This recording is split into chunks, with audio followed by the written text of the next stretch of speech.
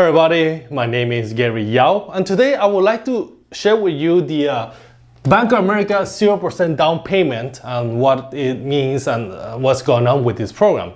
It is true. This is a real zero down payment program. It has no mortgage insurance and they don't care about your credit. They only will look to see how's your payment history and your rent, utilities, and everything that comes about payment on time, on credit cards, on car payments. Now, this is for Black and Hispanic neighborhoods in Charlotte, Dallas, Detroit, Los Angeles, and Miami. Now, Bank of America, Wells Fargo, US Bank, and Chase all got sued in the meltdown of 2008.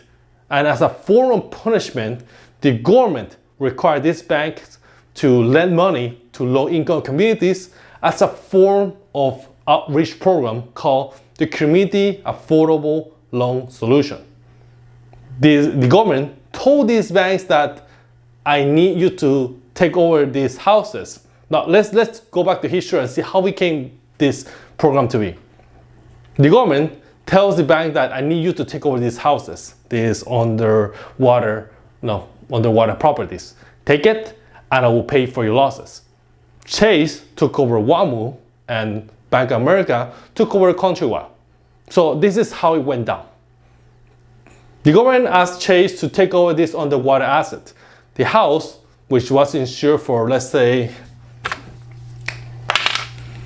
$250,000, right? That was insured by the government. The government guarantees will tell the bank, lend money to the people and I will pay you the house worth if the homeowner is unable to pay for it.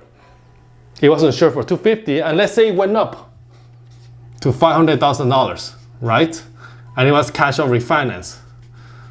So the owner cashed out $250,000 to spend in a new boat, a new garage, toys.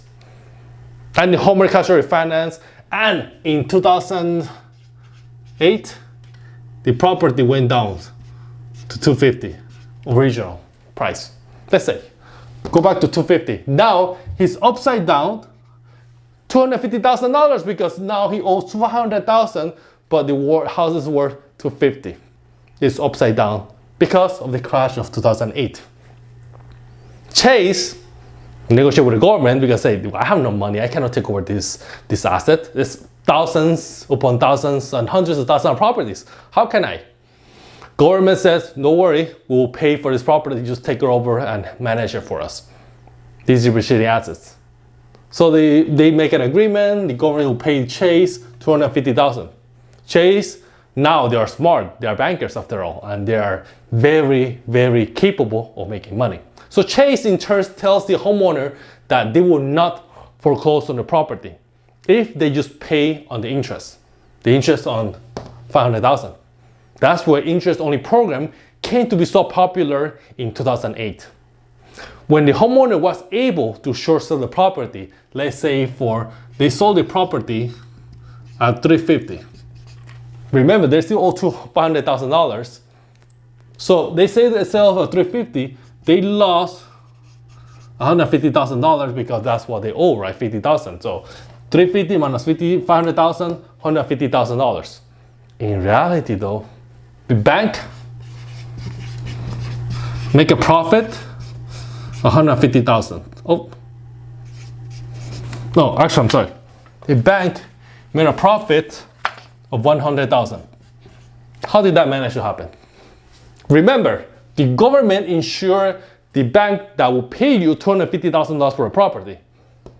The difference, they were able to gather $350,000, so they pocket $100,000. The homeowner, they leave with nothing, only with the promise that the credit would not be affected, though it still showed that it was for a short sale. Many years later, fast forward to today, the government realized that the bank doubled deep on the government guarantee program to back the bank up, and it turned out to be profitable very handsomely. Let's recap. The homeowner loses on his property because they're upside down, but kept paying interest to the bank that modified for them. So they kept collecting back they're collecting interest, the bank.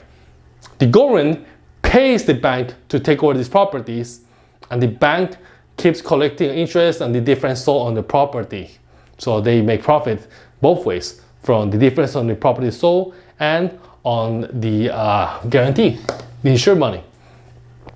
How does that bring us to today?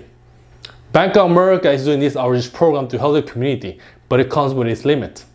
For example, these properties have to be in areas that are not growing as fast as it would be like a handicap. How to say that? Well, it's going to be areas that needs a lot of work, or properties that need a lot of work. There's also a limit on how much you can purchase. Here in LA, the limit is about $500,000 to $550,000 in the city of LA. The average price in LA area is $750,000. So imagine the average price in LA city is $750,000 and you're given a chance to buy for $550,000, or you're given a limit. What are you going to buy? Maybe a smaller Matchbox, or a little, So what is this? It's going to give rise to a lot of properties that are not going to be worth as much to be sold to people that barely can afford it. It's not going to help the communities grow, because it's going to be like a 2-bedroom, 1-bath, maybe 800 square foot for $500,000.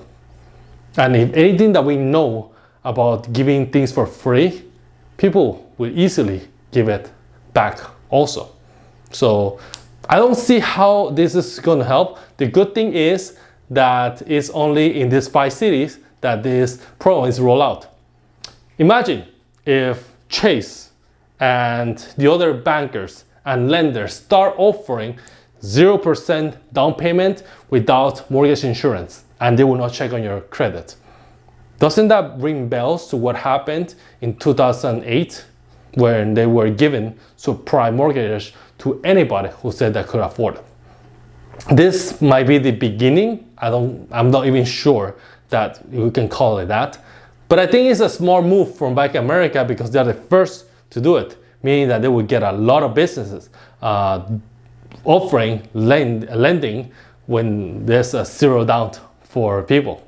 So it's going to be another perhaps a little burst, is that a word? A little, boost on the real estate economy here in LA. But if other banks start doing this, then we'll see a bump in home prices. I don't foresee that happening. Lenders are stringent in how their lending practices are being made.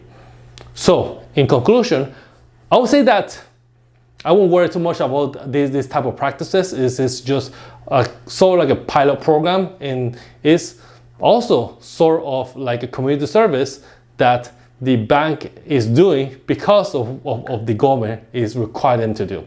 So they announced it so that they can get their numbers up, or let's say their quota per se. So my name is Gary Yao, and I will talk to you soon.